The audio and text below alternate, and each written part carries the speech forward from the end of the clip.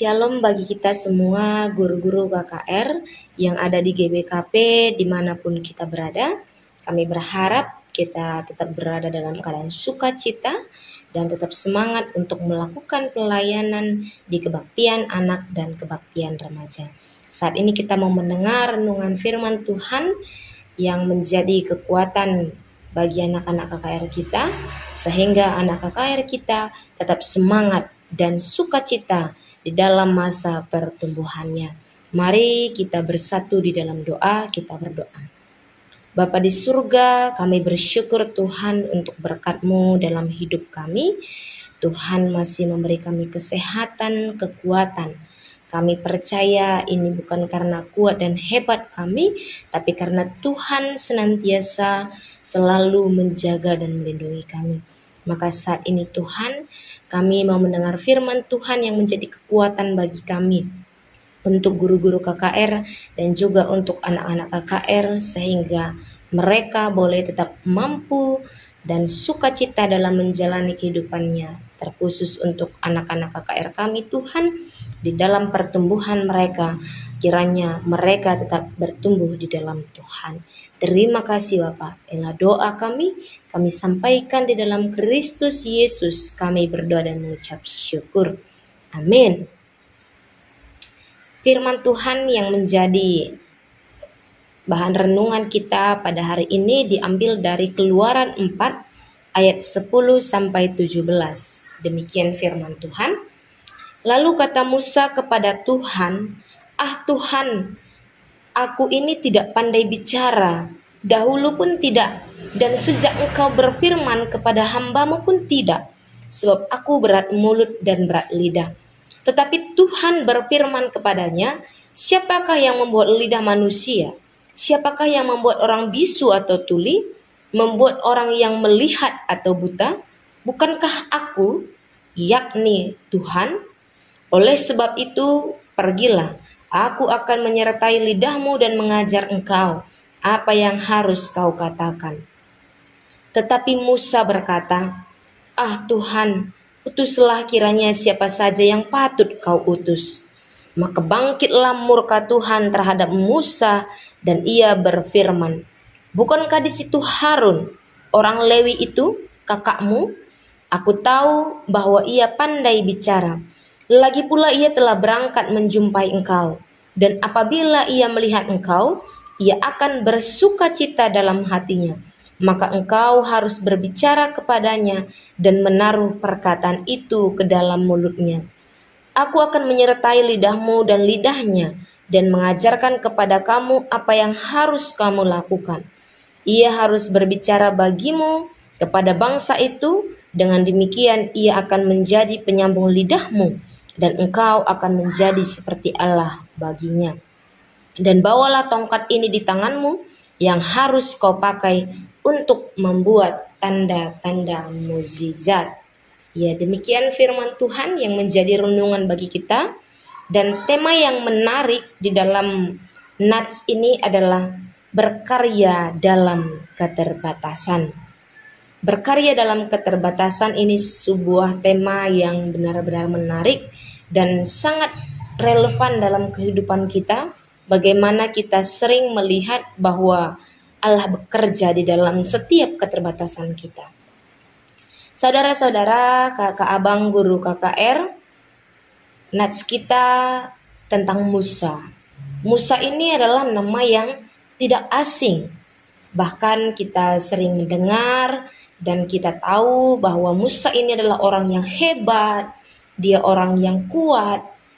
Karena terkenal bahwa Musa adalah orang yang membawa bangsa Israel keluar dari tanah Mesir dengan perbuatan-perbuatan yang ajaib, dengan proses yang luar biasa. Musa mampu membawa bangsa Israel keluar dari tanah Mesir menuju tanah Kanaan. Tapi ternyata Musa juga memiliki keterbatasan. Apa keterbatasan yang dimiliki oleh Musa? Ternyata Musa tidak pandai bicara, atau bahkan secara fisik bisa dikatakan bahwa Musa ini dia sedikit gagap dan tidak pandai dalam menyampaikan kata-kata. Artinya tidak seperti orang hebat ketika dia menyampaikan sebuah perkataan ataupun sebuah perintah ataupun sebuah nasihat terhadap orang lain. Dan juga Musa tidak percaya diri.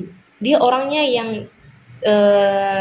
tidak memiliki kepercayaan diri untuk tampil di banyak orang.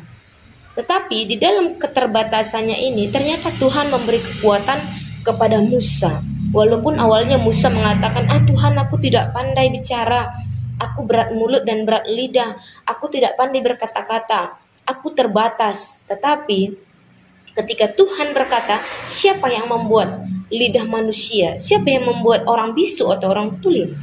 Dan itu maksudnya Tuhan juga mengatakan siapa yang berkuasa atas setiap mulut orang. Sekalipun manusia berkata bahwa ia tidak mampu, tapi kalau Tuhan berkata ia bisa, maka ia akan bisa. Dan ini nyata di dalam proses yang dihadapi oleh Musa. Nah, kita melihat bahwa ketika Musa mengatakan keterbatasannya kepada Tuhan, lalu Tuhan menyertai dan mengajar Musa. Lalu ia mengatakan, aku akan menyertai lidahmu dan mengajar engkau apa yang harus kau katakan. Nah, berarti di sini ketika Tuhan menyertai dan mengajar Musa, maka sesuatu yang dianggap mustahil itu menjadi mukjizat. Musa yang tidak pandai bicara, tapi dimampukan oleh Tuhan menjadi pemimpin bangsa Israel. Tetapi ada kata kunci atau ada rahasia bagaimana keterbatasan kita ini menjadi sesuatu yang luar biasa, yaitu adalah kemauan. Bagaimana Musa memiliki kemauan sekalipun dia menyadari dia orang terbatas, sekalipun dia menyadari dia tidak pandai berbicara, sekalipun dia sudah mengatakan kepada Tuhan, aku tidak percaya diri, aku tidak berani, aku tidak bisa. Tetapi ketika Tuhan mengatakan dan menyuruh Musa untuk berjumpa dengan Harun, dan ia diutus menjadi pemimpin bangsa Israel, dan Musa mau menerima perintah Tuhan, maka Tuhan memberkati dia. Maka kalau kita lihat di dalam prosesnya, Musa akan ditemani Harun untuk memimpin bangsa Israel keluar dari tanah Mesir, dan Harunlah menjadi perpanjangan setiap perkataan Musa. Nah, jadi ini kita bisa melihat bagaimana karya-karya Tuhan di dalam keterbatasan. Walaupun Musa tadi tidak mampu, tetapi Tuhan memampukan Musa lewat pertolongan dari Harun kakaknya yang pandai dalam berbicara.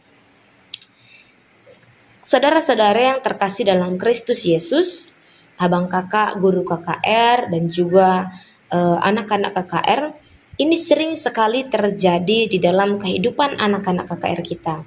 Sering sekali adik-adik kita merasa tidak mampu, dia tidak percaya diri dan merasa dia memiliki keterbatasan. Sering sekali kita lihat dalam usia anak-anak KKR juga, dia sudah memiliki perasaan insecure. Dia merasa, aku gak bisa, aku gak pandai, aku gak tahu, aku takut, aku malu. Nah, jadi perasaan-perasaan ini sering sekali menimpa kehidupan anak-anak KKR, sehingga mereka tidak berani untuk memunculkan apa yang ada di dalam diri mereka. Padahal di dalam usia anak-anak KKR itu sangat mudah untuk membentuk karakter dan menimbulkan talenta-talenta yang ada di dalam diri anak KKR itu.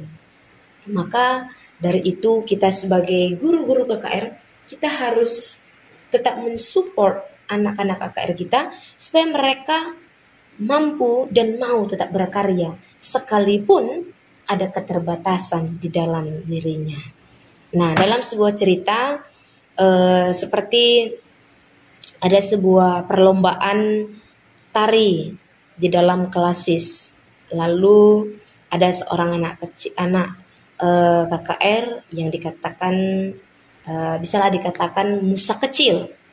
Sebagai Musa kecil, yang kita merasa bahwa dia mampu mengikuti lomba tari ini. Tetapi ketika kita menanyakan dia kebersediaannya, dia merasa, aku tidak pandai menari, aku tidak tahu, badanku kaku, aku nggak ngerti yang gitu-gitu lah.